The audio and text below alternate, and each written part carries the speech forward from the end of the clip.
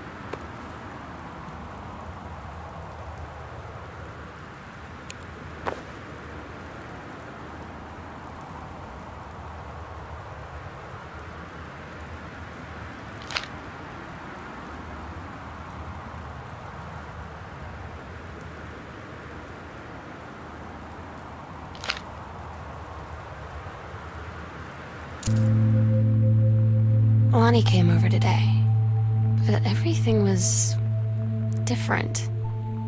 She was sitting at my desk chair, and she wouldn't look at me. Finally, I asked her what was going on. She said she felt like she'd done something wrong that night in the city. Like I must think... But I said no, there was nothing wrong.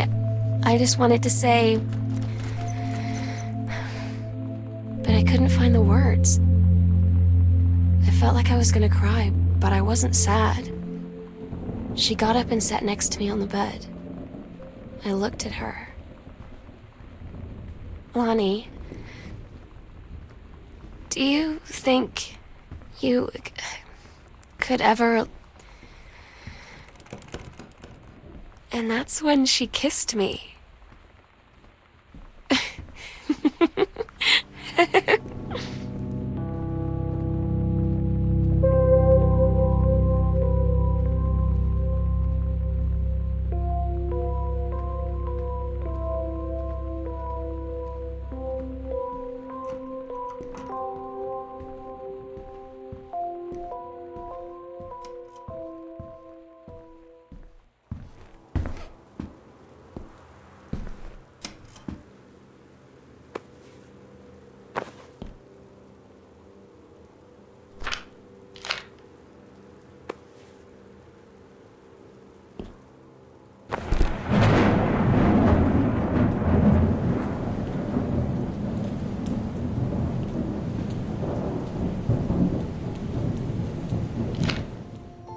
It's different now.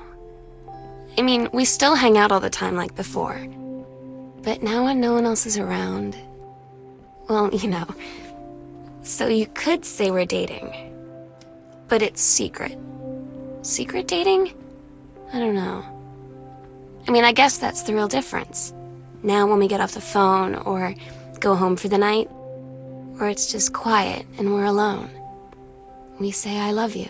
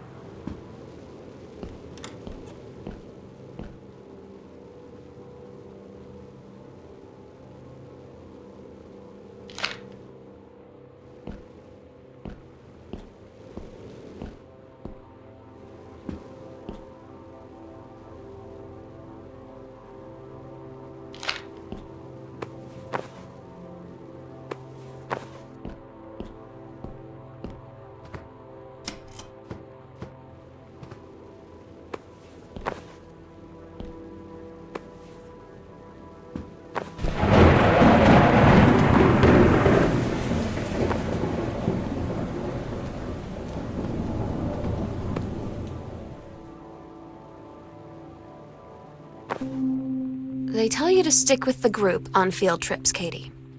There's a reason for that. Lonnie and I snuck off on the side paths at Multnomah Falls and got a little lost. Okay, a lot lost. Like, for hours. Right before the bus left, we found a trail and came running down the path, soaked and covered in mud, shouting for the bus not to leave. The school called home. Mom and Dad said, "You didn't get into trouble like this before you met that Lonnie girl."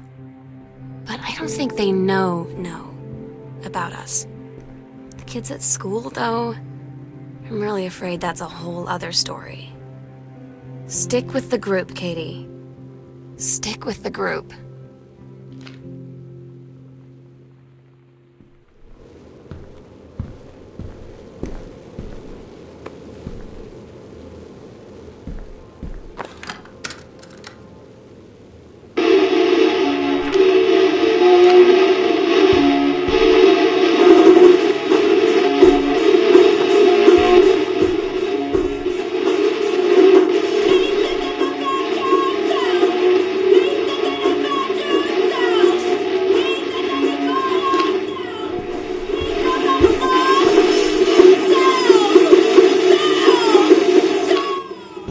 Todd's band lost their singer. Todd said he sucked. Lonnie said he got sick of Todd's shit, and he was complaining about needing a new singer. So Lonnie was like, "I can sing." And they were all kind of like, "You can?" And she was like, "Probably." But she's been rehearsing with them for like a week now, and I finally got to see them play in Todd's basement today. And she's actually really amazing. I feel so proud when she's on stage. It's incredible being in awe of someone you love. So everybody knows it's like a temporary situation till she ships out in June. But till then, I'm gonna be at every single show.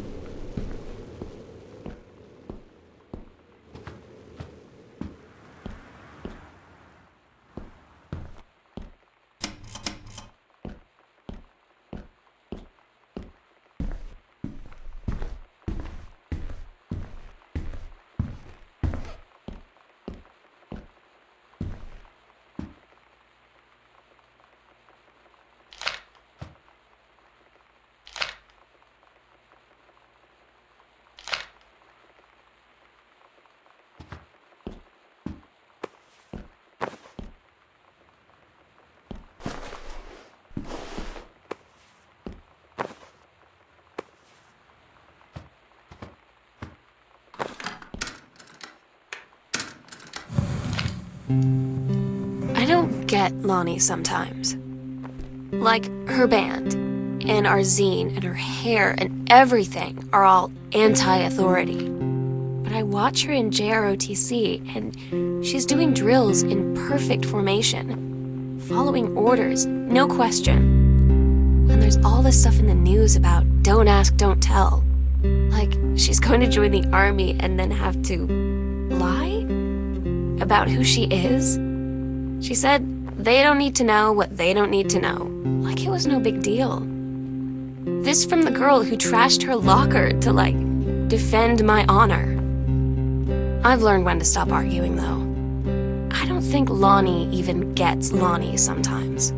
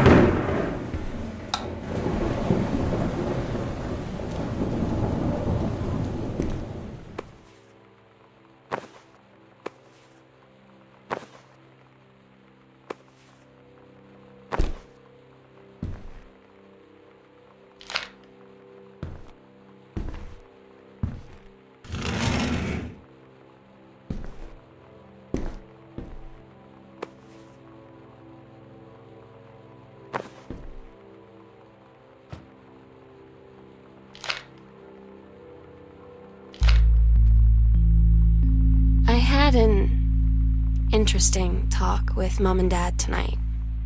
One you were never gonna need to have. I mean, you've known, right? I've known. I've known since, like, She-Ra. Mom and Dad didn't, I guess. But they saw the zine and the stuff on the locker, and they were like, is there something we should know about you and Lonnie? And so here's the thing. I was prepared for them to be mad, or disappointed, or start crying, or something, but they were just in denial. You're too young to know what you want. You and Lonnie are just good friends. You just haven't met the right boy. It's a phase. That's what I didn't see coming. That they wouldn't even respect me enough to believe me. Well, joke's on them. Because they're in for one very long phase.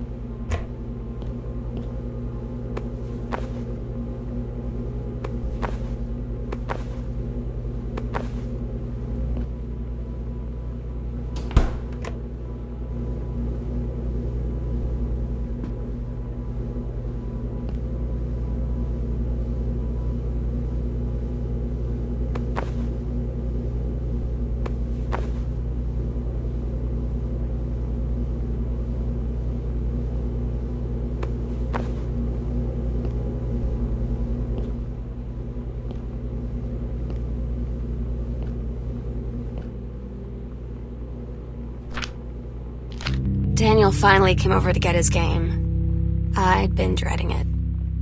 But he brought this story with him that I wrote when we were little. I started reading it, and then there I was, crying at the kitchen table. He asked what was wrong, and I was thinking about how we used to be friends, how much I'd taken for granted.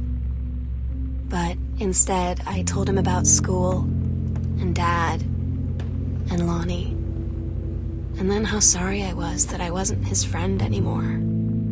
He gave me a hug and said it was going to be okay. For some reason, I almost believed him.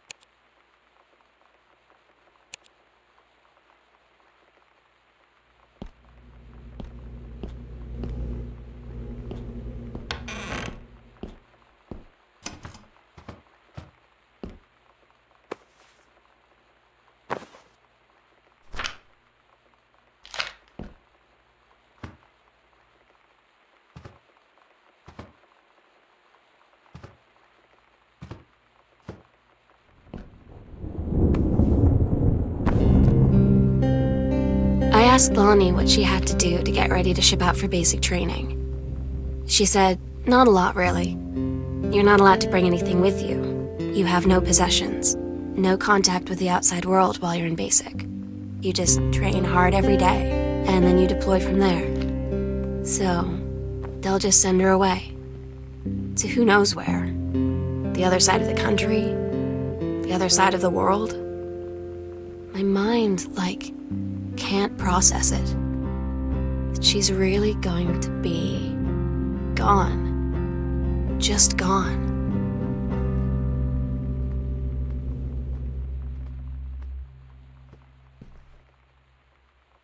Lonnie had her going away show with her band tonight. She's so incredible on stage. When she was singing, I could practically forget everything. That we only had 48 hours left. That I don't know what comes next. That I can't live without her. Then she dedicated the last song to me. And I couldn't take it. I was out on the curb in the alley, sobbing till my ribs hurt. I would follow her anywhere, Katie. But I can't. Where she's going. After a long time, she found me. She said she was sorry. She said, I wish things could be different. I just wanted to make you happy. I said, I don't think you can anymore.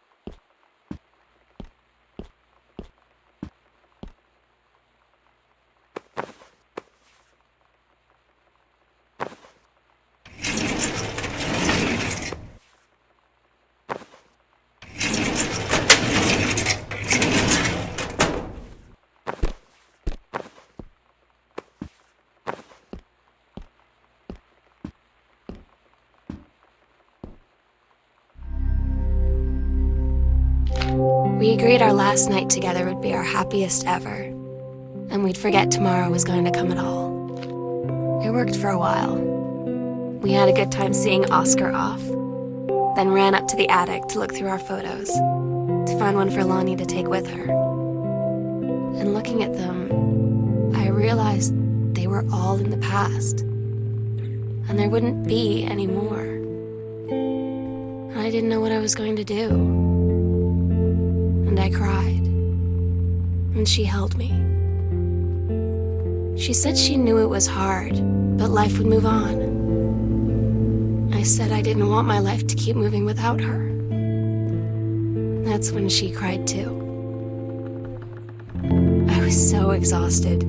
I must have fallen asleep like that, in her arms. In the morning, I woke up, and I was finally alone.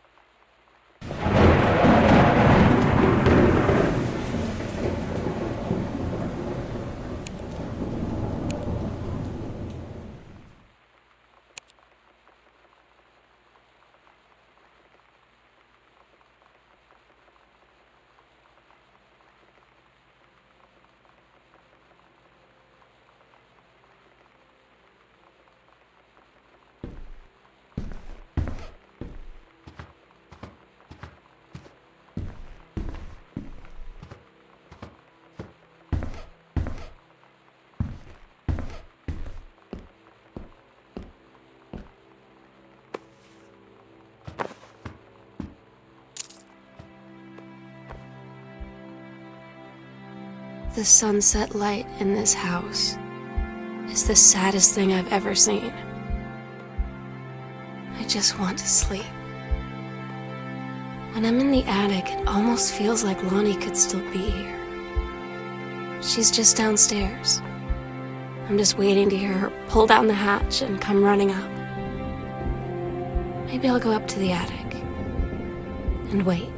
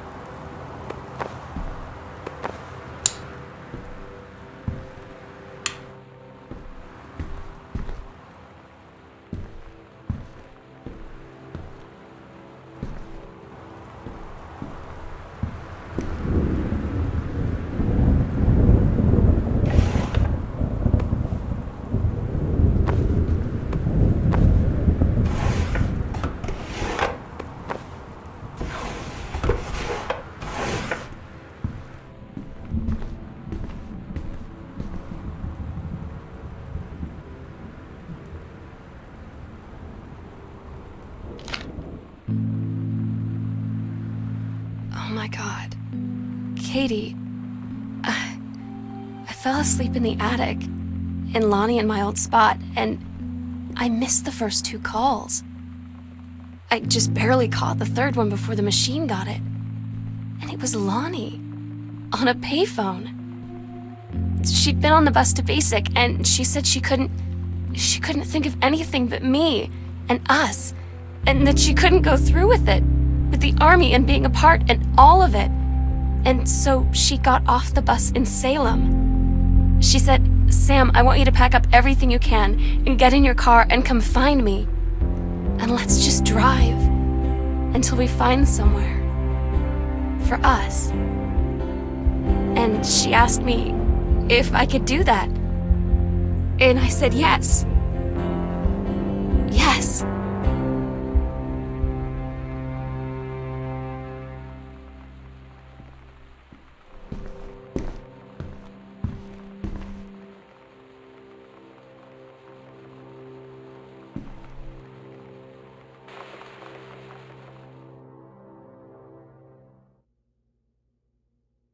Katie, I'm so sorry that I can't be there to see you in person, that I can't tell you all this myself.